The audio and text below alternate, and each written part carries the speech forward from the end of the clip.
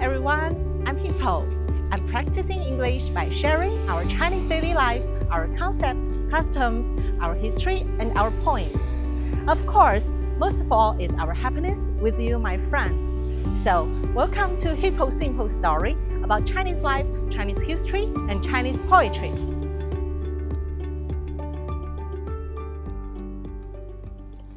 Hi everyone!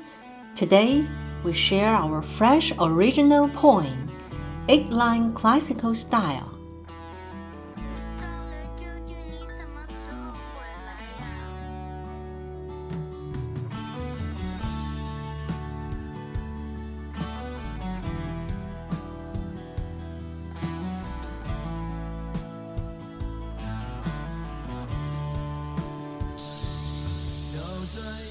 陌上林荫拂盛夏，白帆远岸有人家。晨曦序正播鸣蝉，日落西霞点木鸦。急火沸汤哈士马，缓风沽酒杨槐花。青丝扰乱染霜雪，酣畅淋漓客不发。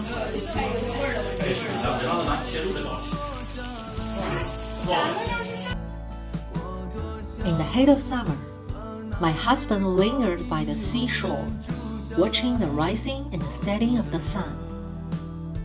In the evening, with the cool air and beautiful scenery, he savored fine food. Suddenly, he noticed the strands of white in his hair and sighed at how swiftly time passes. Yet, just as he couldn't bear to part from the scenery and the delicacies before him, he wished only to remain forever in the prime of his youth. Now, let me introduce two interesting words to you. 哈士马 The northeast forest frog, Rana chansinensis, native to northeastern China, is a primitive species unique to the region.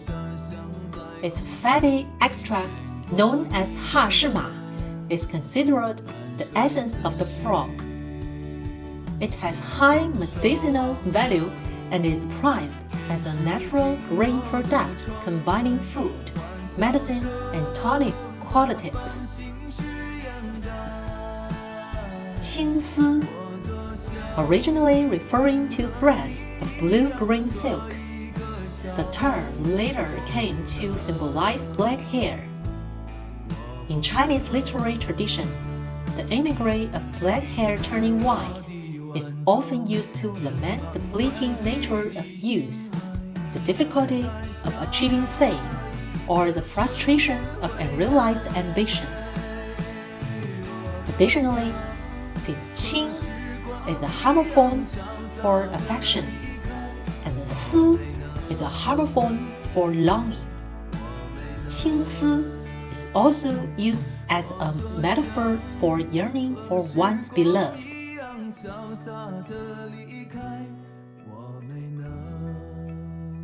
Alright, it's time for our favorite AI translation time again.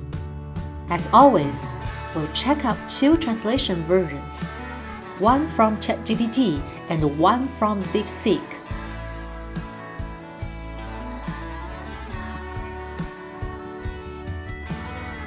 Let's check out DeepSeek's version, where trees shade the paths, summer lies dreaming. White sails, far shore homes in sunlit gleaming. Dawn plucks cicada songs, gold beams streaming. Dusk inks home, bound prows, twilight teeming. Sizzling rose leaves with the marsh skift, sipping wine, which blooms sway in wind-soft drift. Use black silk, frost-kissed, time's sweet uplift. He clings to the feast, life's pure delight. Now, here's what ChatGPT came up with. Shaded paths concealed midsummer's blaze. White sails afar by homestead's race. At dawn, the rising sun stirs Kida's song.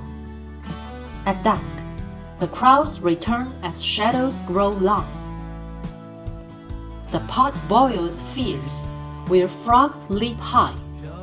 Soft winds sail wide, locust blossoms sigh. Black hair turns white with frost-cold art. Yet guests still linger with an troubled heart. Which version do you like better? Tell us what you think in the comments. If you enjoy this, don't forget to follow and hit the like button. In classical Chinese poetry, antithesis 对仗 refers to the practice in regulated verse 律诗 or ornate prose 骈文 of creating paired lines that correspond in both tonal pattern and semantic quality.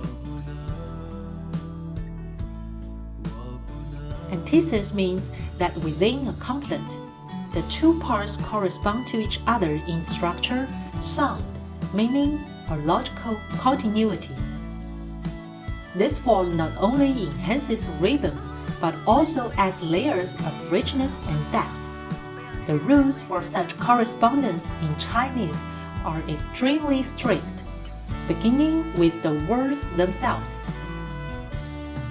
For example, 五月黄梅天，三星白兰地.